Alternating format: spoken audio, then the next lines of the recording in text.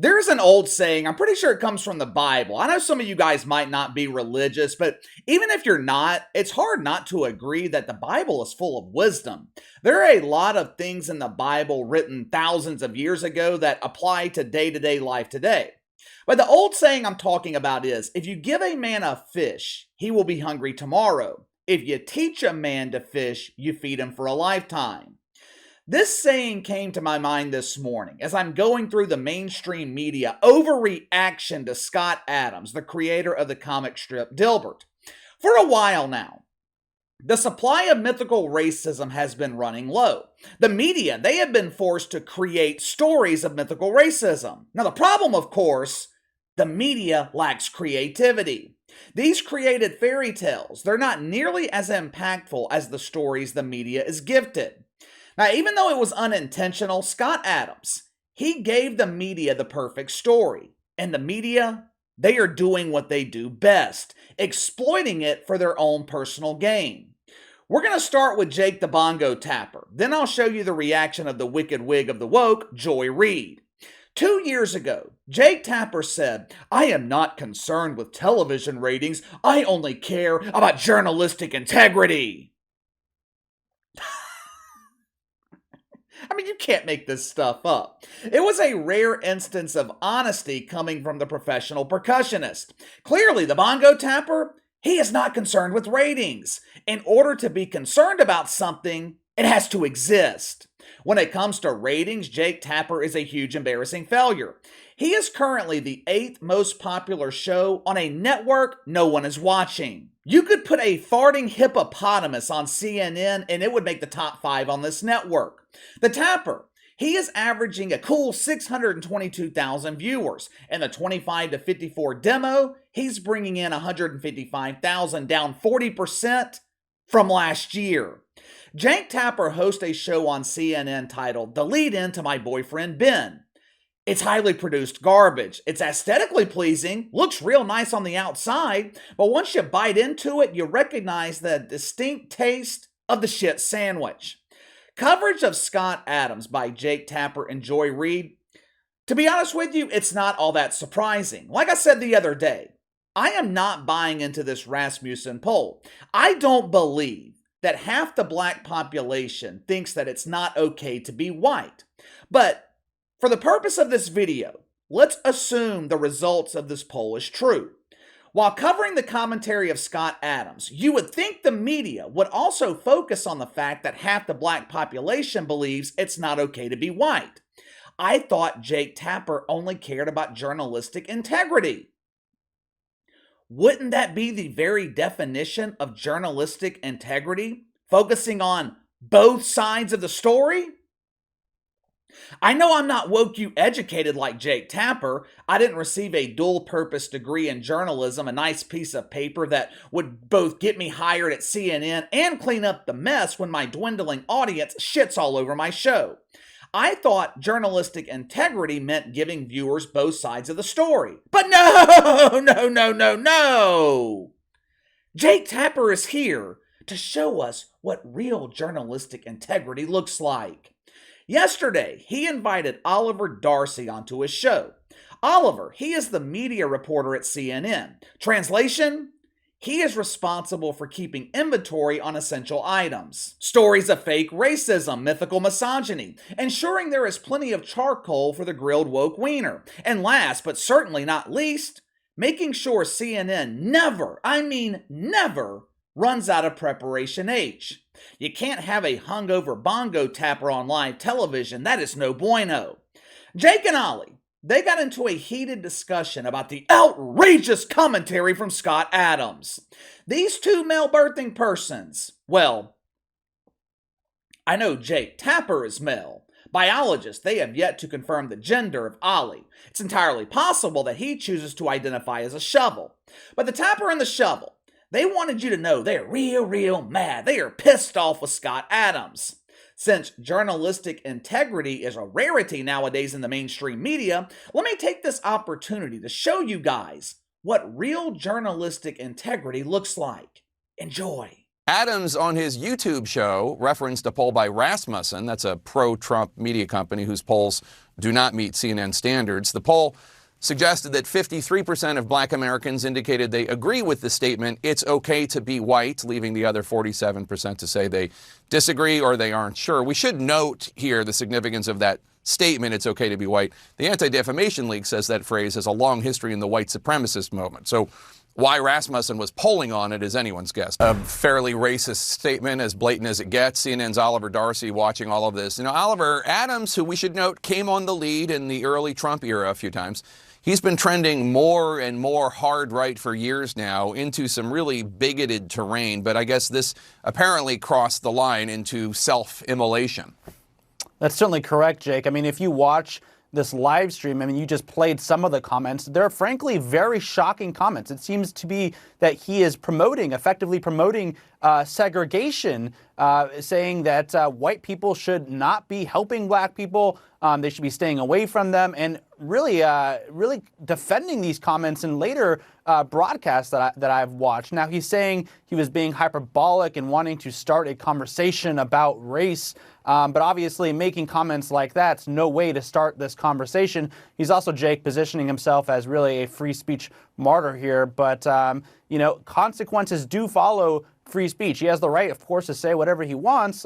These newspapers and other businesses have a right to sever ties with them. Did I just hear Jake Tapper say that this Rasmussen poll doesn't meet CNN standards? What standards? I didn't know CNN had standards. To me, this poll fits right in at CNN. Most, if not all, polls are complete bullshit, just like everything you see on CNN is complete bullshit. Clearly, Jake Tapper doesn't understand the definition of self-immolation. I guess they don't teach the dictionary at the Jamel Hill School of Journalism. Self-immolation is defined as the action of destroying or causing serious harm to yourself as a form of protest or sacrifice.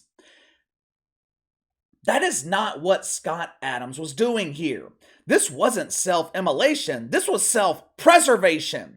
Obviously, Scott Adams, he believes the results of this Rasmussen poll. In his mind, half the black people in this country don't think it's okay to be Scott Adams. Since that is his reality, why would he be willing to help them out?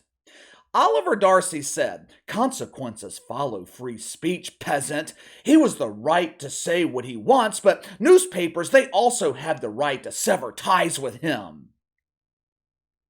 Look, Oliver Darcy is absolutely right. But here again is where the journalistic integrity is lacking at CNN. Yes, companies have the right to sever ties with people they don't want to do business with.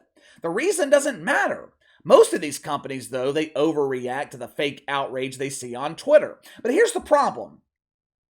This concept, this right, it only works one way. They are quick to sever ties with someone like Scott Adams.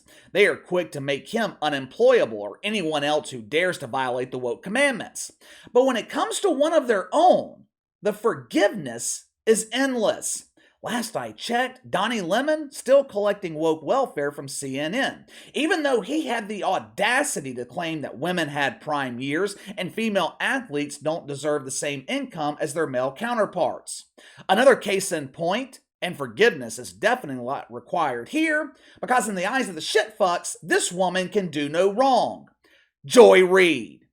You want to talk about a violator of racism? Joy Reid at the top of the list. This woman is absolutely vile, and I'm not just talking about her selection of wigs. Joy Reid is the personification of evil. I am sure if you looked up her birth certificate or her marriage certificate, the listed father or spouse would be Lucifer. Like her brother in woke Jake Tapper, Joy Reid, she also accepted this offering of fish in the form of mythical racism that was gifted by Scott Adams. Last night on the Readout on MSNBC, Joy Reid not only debuted her newest wig, she also debuted a new perspective on this Scott Adams controversy. Oddly enough, this perspective, it was almost identical to what we just saw on CNN. Imagine that. Two woke media outlets repeating the same narrative. Listen to these comments from Joy Reid. See if you notice the similarities in odor between her toxic mouth farts and the flatulence of Jake Tapper. Roll the film. People don't even feel bad about their anti-blackness these days. They are grossly, actually kind of proud of it. Case in point, Dilbert, the widely syndicated comic strip about office culture that appeared in 2,000 newspapers around the world. You may be familiar with the comic, but maybe not its creator, Scott Adams. Frankly, I had no idea who the guy was. Well, until he went on a racist rant on YouTube last Wednesday. No, how will black folk ever survive without you, whoever you are? Okay, there is a lot to unpack there. The unabashed anti-blackness and racism, but also this country's long history of dubbing black people as the hateful, violent ones, while also exposing this weird, offensive belief that white people need to get something out of helping others. And again, what has this guy ever done for anyone that's black? Anyway, also that part the Dilbert guy mentioned about a poll. He was talking about a poll by Rasmussen Reports, the right-wing polling outfit, that found 53% of black Americans agreed with the statement, it's okay to be white. I mean, why would a poll even ask that? Oh, because it's Rasmussen, of course, the agenda-driven conspiracy theory-boosting pollster who loves to stir the pot in the culture war. The phrase, it's okay to be white, by the way, has been labeled a hate slogan by the Anti-Defamation League. I actually admire the creativity of Joy Reid here. She somehow managed to spin a Rasmussen poll that was anti-white into being anti-black. How dare this evil white man refuse to help people who think it's wrong for him to exist? She also insinuates black people don't need assistance from white people, which I found rather ironic, since the entirety of Joy Reid's career has been at the financial assistance of white people. 2003, she worked for a group called America Coming Together. Now, as you can see, Joy Reid has always been dedicated to unity. The group was funded by Peter Lewis and George Soros, two white dudes. From 2003 to 2015, she was a political columnist for the Miami Herald, a newspaper owned by the McClatchy Company. I am sure you will be surprised to find out the McClatchy family consists of a group of evil white men. For the last 7 years, Joy Reid has been polluting the airwaves at MSNBC with her toxic mouth farts and her scary appearance. Oftentimes viewers are confused. They don't know if they turned on a cable news network or if they're watching exclusive access of the Devil's Dungeon. MSNBC is owned by NBC Universal. Who are the executives at NBC Universal responsible for giving Joy Reid woke welfare? Check them out for yourself. Now you got to remember, Joy Reid's entire platform of propaganda is built around diversity. It's built around black power. I don't need the white man. You just saw in that clip where she is laughing off the assistance of white people, but it's rather ironic. I am scrolling through this list of NBC executives. I'm not seeing much diversity here. I took the liberty of counting for you. Of the 32 executives at NBC, 27 are white. I contacted our resident math expert here on the channel, Mina Kimes, for assistance on this tough equation. She confirmed nearly 85% of the people responsible for the woke welfare given to Joy Reid identify as evil white people. I don't know about you guys, but that doesn't sound very diverse to me. Matter of fact, it sounds downright hypocritical. The same woman who denigrates the white race, who preaches to black people that the white man is your enemy, this same woman is getting rich off the white man's money. This same woman whose wealth was given to her by the same people she pretends to despise claims the phrase, it's okay to be white, is classified as hate speech. She supports this assertion by citing the Anti-Defamation League. Now, I looked up the list of organizations that I trust. The Anti-Defamation League wasn't on it. But again, this was interesting. According to Joy Reid, claiming it's okay to be white is hateful, it's harmful rhetoric. But accepting money from white people, that's okay. Perhaps she even considers it reparations from the tough life she had growing up in a two-parent home with parents who met in graduate school. Just like her fellow believer in male pregnancy, Jake Tapper, ratings for Joy Reid can only be described as a huge embarrassing failure.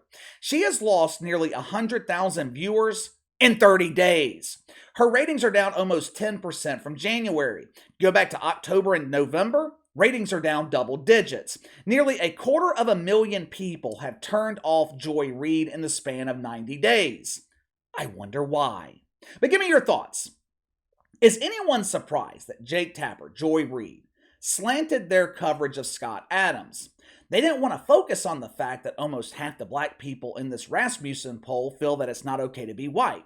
They only focus on the evil white man who called attention to it.